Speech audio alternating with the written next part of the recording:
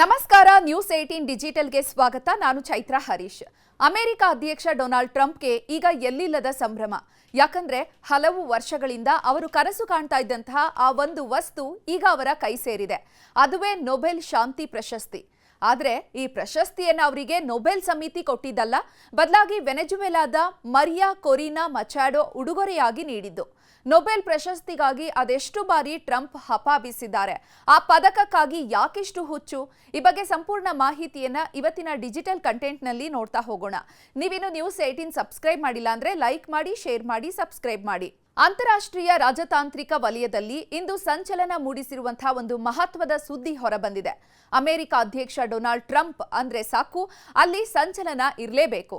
ಆದ್ರೆ ಈ ಬಾರಿ ಟ್ರಂಪ್ ಸುದ್ದಿಯಾಗ್ತಾ ಇರೋದು ತಮ್ಮ ಯಾವುದೋ ಒಂದು ವಿವಾದಾತ್ಮಕ ಹೇಳಿಕೆಯಿಂದ ಅಲ್ಲ, ಬದಲಾಗಿ ಅವರು ಪಡೆದಿರುವಂತಹ ಒಂದು ಅಮೂಲ್ಯ ಉಡುಗೊರೆಯಿಂದಾಗಿ. ವೆನೆಜುವೆಲಾದ ಧೀಮಂತ ನಾಯಕಿ ಮರಿಯಾ ಕೊರಿನಾ ಮಚಾಡೋ ತಾವು ಪಡೆದಿದ್ದಂತಹ ನೊಬೆಲ್ ಶಾಂತಿ ಪ್ರಶಸ್ತಿಯ ಪದಕವನ್ನೇ ಟ್ರಂಪ್ಗೆ ಹಸ್ತಾಂತರಿಸಿದ್ದಾರೆ. ವೆನೆಜುವೆಲಾದ ವಿರೋಧ ಪಕ್ಷದ ನಾಯಕಿ ಮರಿಯಾ ಕೊರಿನಾ ಮಚಾಡೋ ವೈಟ್ ಹೌಸ್ನಲ್ಲಿ ಡೊನಾಲ್ಡ್ ಟ್ರಂಪ್ ಅವರನ್ನ ಭೇಟಿ ಮಾಡಿದ್ದಾರೆ. 2025ರಲ್ಲಿ ತಮಗೆ ಲಭಿಸಿದಂತಹ ನೊಬೆಲ್ ಶಾಂತಿ ಪ್ರಶಸ್ತಿಯ ಚಿನ್ನದ ಪದಕವನ್ನ ಟ್ರಂಪ್ಗೆ ಹಸ್ತಾಂತರಿಸಿದ್ದಾರೆ.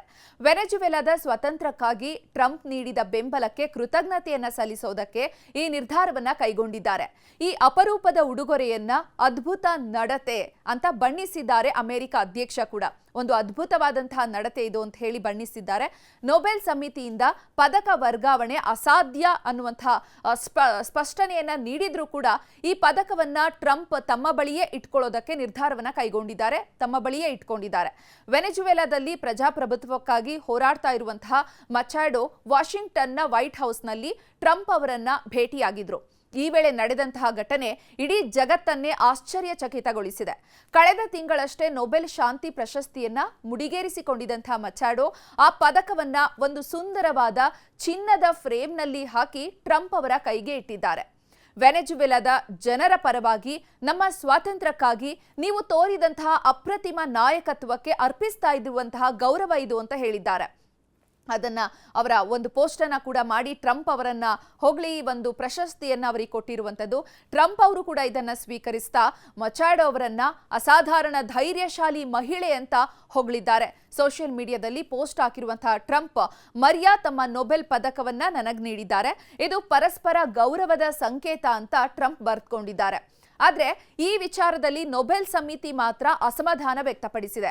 ನೊಬೆಲ್ ಪ್ರಶಸ್ತಿ ಅಥವಾ ಪದಕವನ್ನ ಯಾರಿಗೆ ಕೊಟ್ಟಿರ್ತಾರೆ ನೊಬೆಲ್ ಪ್ರಶಸ್ತಿಯವರು ಅವರ ಬಳಿಯೇ ಇರಬೇಕು, ಇದನ್ನ ಬೇರೆ ಯಾರಿಗೋ ವರ್ಗಾಯಿಸೋದಕ್ಕೆ ಅಥವಾ ಆ ಒಂದು ಪ್ರಶಸ್ತಿಯನ್ನ ಹಂಚಿಕೊಳ್ಳೋದಕ್ಕೆ ಬರೋದಿಲ್ಲ ಅಂತ ಓಸ್ಲಾದಲ್ಲಿರುವಂತಹ ಸಮಿತಿ ಸ್ಪಷ್ಟನೆಯನ್ನ ಕೂಡ ನೀಡಿದೆ. ಆದ್ರೂ ಕೂಡ ಟ್ರಂಪ್ ಮಾತ್ರ ಈ ಪದಕವನ್ನ ವೈಟ್ ಹೌಸ್ನಲ್ಲಿ ಇಟ್ಕೊಳ್ಳೋದಕ್ಕೆ ತೀರ್ಮಾನ ಕೈಗೊಂಡಿದ್ದಾರೆ. ಡೊನಾಲ್ಡ್ ಟ್ರಂಪ್ಗೆ ನೊಬೆಲ್ ಪ್ರಶಸ್ತಿ ಅಂದ್ರೆ ಅದೊಂದು ದೊಡ್ಡ ಪ್ರತಿಷ್ಠೆಯ ವಿಷಯ. ತಮ್ಮ ಮೊದಲ ಅವಧಿಯಲ್ಲೇ ಅವರು ನನ್ಗ್ಯಾಕೆ ನೊಬೆಲ್ ಸಿಕ್ಕಿಲ್ಲ ಅಂತ ಬಹಿರಂಗವಾಗಿ ಪ್ರಶ್ನೆಯನ್ನ ಮಾಡಿದ್ರು. ಒಬಾಮಾಗೆ ಅಧಿಕಾರಕ್ಕೆ ಬಂದ ತಕ್ಷಣ ನೊಬೆಲ್ ಕೊಟ್ರು, ಆದ್ರೆ ನಾನು ಇಷ್ಟೆಲ್ಲ ಕೆಲಸವನ್ನ ಮಾಡಿದ್ರು ಕೂಡ ನನ್ಗ್ಯಾಕೆ ಕೊಡ್ತಾ ಇಲ್ಲ ಅಂತ ಹಲವಾರು ಬಾರಿ ಅಳಲು ತೋಡಿಕೊಂಡಿದ್ರು. ನೊಬೆಲ್ ಪ್ರಶಸ್ತಿಗಾಗಿ ಒಂದು ಕಾಲದಲ್ಲಿ ಹುಚ್ಚರಂತಾಗಿದ್ದಂತಹ ಟ್ರಂಪ್ ಈಗ ನೊಬೆಲ್ ಸಮಿತಿ ಕೊಡದೇ ಇದ್ರೂ ಕೂಡ ಪರವಾಗಿಲ್ಲ, ಬೇರೆಯವರು ಕೊಟ್ಟಿದ್ದನ್ನೇ ಅಪ್ಪಿ ಮುದ್ದಾಡ್ತಿದ್ದಾರೆ.